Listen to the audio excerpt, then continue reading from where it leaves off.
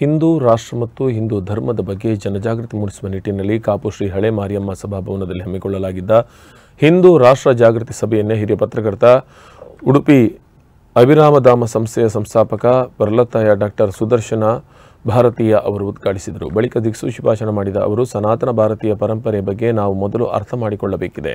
ಬಳಿಕ ಈ ಬಗ್ಗೆ ಇತರರಿಗೆ ಅರ್ಥ ಮಾಡಿಸುವ ಪ್ರಯತ್ನ ಮಾಡಬೇಕಾಗಿದೆ. ನಮಗೆ ಇರುವ ಮಾಹಿತಿ ಬಗ್ಗೆ ನಾವು ಆತ್ಮಶೋಧನೆ ಮಾಡಿಕೊಳ್ಳಬೇಕಾಗಿದೆ. ಹಾಗಾದಾಗ ಮಾತ್ರ ನಮ್ಮ ಸಂಸ್ಕೃತಿಯನ್ನು ಉಳಿಸಿ ಬೆಳೆಸಲು ಸಾಧ್ಯವಿದೆ ಎಂದರು.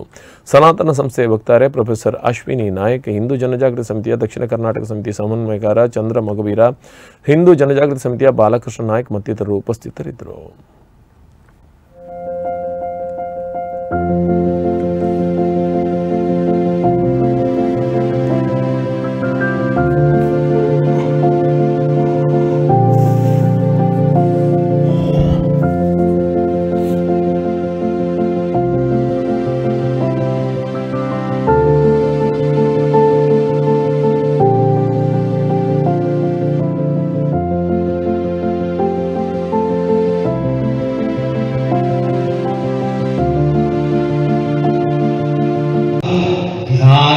ಪ್ರಾಣಾಯಾಮ ಇವಿಷ್ಟನ್ನು ಉಚಿತವಾಗಿ ಹೇಳ್ಕೊಡ್ತೇವೆ ಅಂತಂದ್ರೆ ಜನರಿಗೆ ಗಾಬರಿ ಆಗ್ತದೆ. ಯಾಕೆ?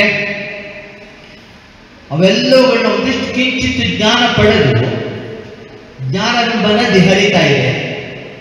ಒಂದು ಕೊಡಪಾನ ತಗೊಂಡೋಗಿದ್ದಾರೆ. ಕೊಡಪಾನ ತಂದಷ್ಟೇ ತಂದು ಅದನ್ನು ಮತ್ತೆ ಮತ್ತೆ ಸುರ್ಕೊಂಡು ಹರಿದು ಹೋಗಿದ್ದ ನೀರನ್ನ ಮತ್ತೆ ಕಲೆಕ್ಟ್ ಮಾಡಿ ಮತ್ತೆ ಸುರ್ಕೋತಾ ಇದ್ದಾರೆ. ಇವಾಗ ಆ ಕೊಡಪಾನನ ಮಾರ್ಲಿಕ್ಕೆ ಇಟ್ಟಿದ್ದಾರೆ. ಯಾವ ಕೊಡಪಾನ? ಜ್ಞಾನವೆಂಬ ಕೊಡಪಾನವನ್ನು ಮಾರ್ಲಿಕ್ಕಿದೆ. ಒಂದೇ ಕೊಡಪಾನ ತಂದಿದ್ದು, ಹಣೆಯಲ್ಲಿ ಬಂದಿದ್ದು ಅಷ್ಟೇ. ಟ್ಯಾಂಕರ್ ತೊಗೊಂಡೋಗ್ಬೋದಾಗಿತ್ತು, ಹಂಡೆ ತೊಗೊಂಡೋಗಿ ಕೊಡಪಾನ ಇದ್ದಿದ್ದಷ್ಟೇ ಬರುತ್ತೆ. ಆ ಕೊಡಪಾನವನ್ನು ಮಾರ್ಲಿಕ್ಕೆ ಇಟ್ಟಿದ್ದಾರೆ. ಅದೇ ಕೊಡಪಾನದಿಂದ ಒಂದೊಂದು ಉದಾಹರಣೆ ಬಂದ ಎಲ್ಲ ಮಗುವಿಗೆ ಜ್ಞಾನವನ್ನು ಕೊಡ್ತಾ ಇದ್ದಾರೆ. ಭರತನಾಟ್ಯ ಅಂತೆ, ಸಂಗೀತ ಅಂತೆ, ವೇದ ಅಂತೆ, ಯೋಗ ಅಂತೆ, ಧ್ಯಾನ ಅಂತೆ, ಪ್ರಾಣಾಯಾಮ ಅಂತೆ, ಭಜನೆ ಅಂತೆ. ಇನ್ನೊಂದು ಭಜನೆ ಹೊಸದಾಗಿ ಕಲೀಲಿಕ್ಕೆ ಮನಸ್ಸಿಲ್ಲ ನನಗೆ. 10 ಭಜನೆ ದಿನ